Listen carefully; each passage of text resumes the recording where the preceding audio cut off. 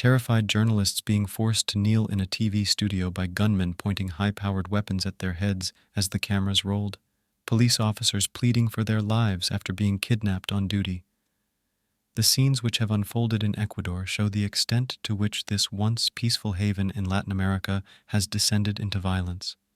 Here we take a closer look at how Ecuador became involved in what its president has declared an armed internal conflict. What is happening?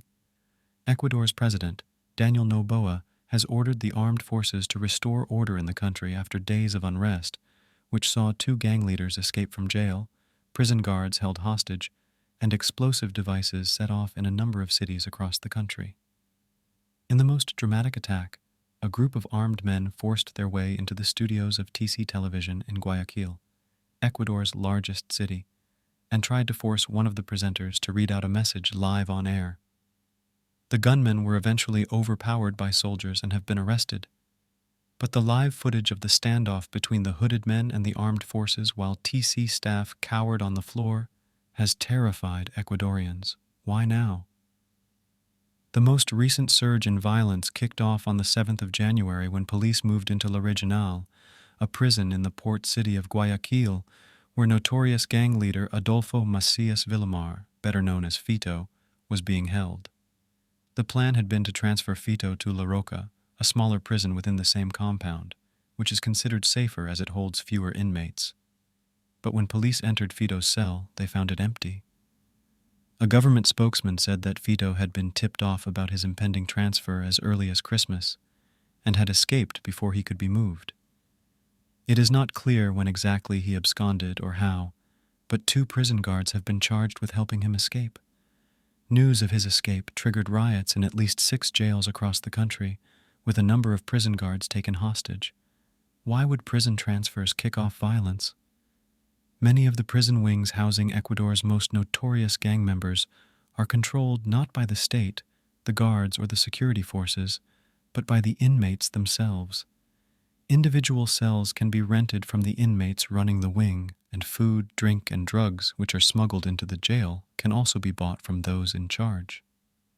A music video recorded by Fito's daughter in September includes footage showing her father in the prison courtyard and gives an idea of why he would not want to leave La Regional. It shows him petting his fighting cockerel and also relaxing with fellow prisoners.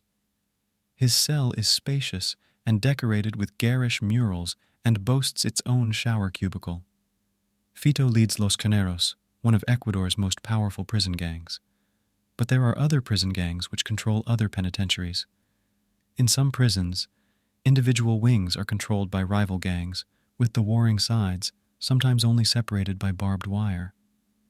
Any shift in the power balance between the gangs, or even a gang internal power struggle, can turn deadly in this confined and overcrowded space.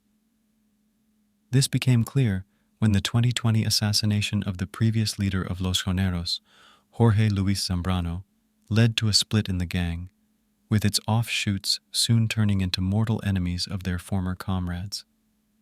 On the 21st of February 2021, simultaneous fights erupted in 4 jails between the rival factions. 79 inmates were killed.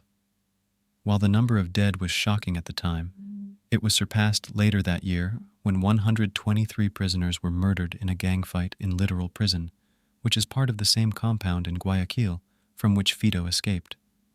In an interview Fito gave to Ecuadorian journalists Anderson Boscan and Monica Velasquez in 2021 for their series Paso Plomo, Spanish for Peace or Lead, the gang leader warned that any attempts to move him or other gang leaders to La Roca would trigger a sudden death scenario in which there will be riots at all prisons.